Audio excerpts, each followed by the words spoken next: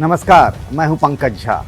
आप देख रहे हैं एबीपी अनकट मेरे साथ ऑफ द रिकॉर्ड में। लेकिन अब तो रिकॉर्ड सामने है। रिकॉर्ड बिहार के रॉबिन हुड पांडे यानी गुप्तेश्वर पांडे की, जो अब से कुछ देर पहले तक बिहार के डीजीपी हुआ करते थे। जब भी उनसे एक सवाल पूछा जाता था, मुस्कुराते हुए अपने ही अंदाज में कहते थे कि भविष्य के गर्त में क्या है, आगे क्या होने वाला है, ये मुझे पता नहीं। लेकिन कभी कभी साफ तौर पे वो ये नहीं कहते थे कि राजनीति में नहीं जाएंगे, चुनाव नहीं लड़ेंगे, लेकिन उन्होंने वीआरएस ले लिया है।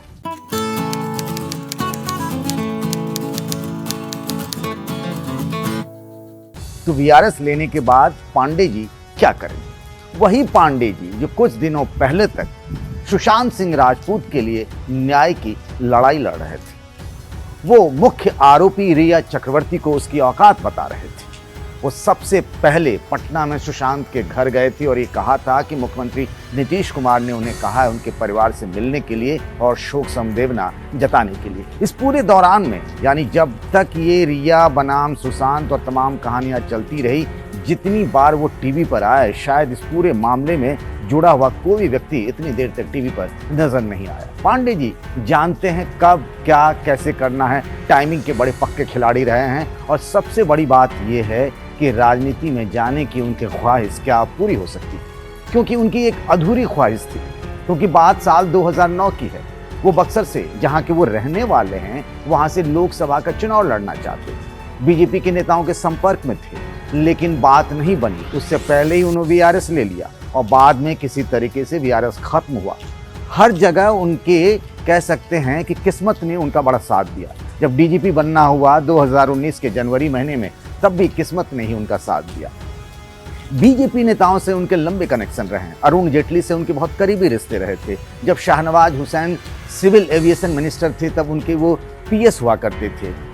तो अब सबसे बड़ा सवाल ये है कि जस्टिस फॉर सुशांत वाले रॉबिन हुड पांडे क्या करेंगे? वीआरएस तो ले लिया, तो जाहिर सी बात है उनके मन में कुछ न कुछ होगा ही। 2 दिन पहले वो बक्सर भी गए थे। वहां जेडीयू के जिलाध्यक्ष के साथ, जो कि कुशवाहा हैं, उनके साथ 1 घंटे तक बैठक भी की।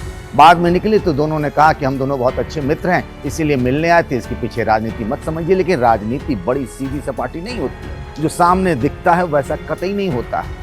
कई बार तो उसका ठीक उल्टा ही होता है, और इस बार वैसा ही है। ना करते करते अब राजनीति के दरवाजे तक दस्तक दे ही दी है। और इससे पहले ही अपनी छवि बनाने की कोशिश के तौर पर अगर आप देखें तो पांडे जी पिछले 1-1.5 सालों से लगे हुए थे। कभी कम्युनिटी पुलिसिंग के लिए, कोरोना से बचाव कैसे करें, भोजपुरी का आपने उनका वीडियो भी देखा होगा।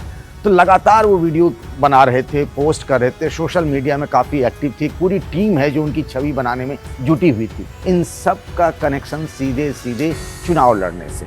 अब सवाल ये बचता है कि वो चुनाव लड़ेंगे कहाँ से? एनडीए से, ये तो साफ है। चुनाव वो बक्सर से लड़ेंगे, जो उनकी मातृभूमि रही है, ये भी साफ है। बक्सर से पिछली बार अगर आप देखें 2015 के चुनाव में, तो आरजेडी, जेडीयू और कांग्रेस का गठबंधन था और वहाँ से कांग्रेस पार्टी चुनाव जीती थी। तो इस बार ऐसे हालात बन रहे हैं कि बीजेपी की तरफ से भी उन्हें ग्रीन सिग्नल है और जेडीयू की भी तरफ से उनके ग्रीन सिग्नल है। लेकिन ये कहा जा रहा है कि शायद वो जेडीयू की तरफ से चुनाव लड़ें। जेडीयू के दरवाजे पर उन्होंने दस्तक भी दी, उनके बड़े नेताओं से बातचीत भी हुई और बातचीत पक्की हो गई होगी, ऐसा मुझे लगता है। क्योंकि इतना सब कुछ तैयारी होने के बाद, ग्रीन सिग्नल मिलने के बाद ही उन्होंने वीआरएस जैसा लेने का फैसला किया होगा। क्योंकि अगले साल की शुरुआत तक वो बिहार के डीजीपी रह सकते थे।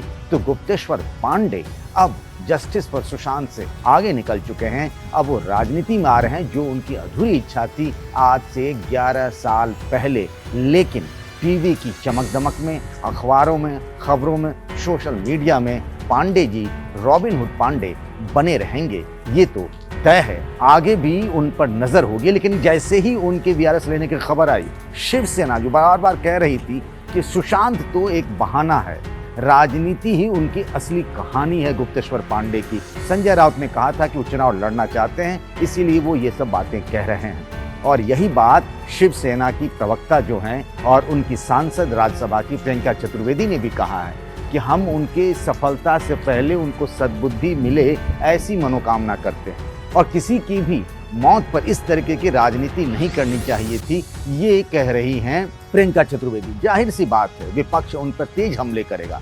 कहेगा कि सुशांत की आड़ में पांडे, गुप्तेश्वर पांडे इतने दिनों से कुछ न कुछ इस तरीके से कर रहे थे, जैसा लग रहा था कि वो क्रूसेडर हों सुशांत सिंह राजपूत के, चुनाव में इसका उन्हें फायदा मिले, इस बात की और ये माहौल बनाया जाएगा। लेकिन जमीन पर अपनी राजनीति के लिए, यानी वोट की राजनीति के लिए गुप्तेश्वर पांडे की तैयारी पूरी मुकम्मल है। एबीपी न्यूज आपको रखे आगे।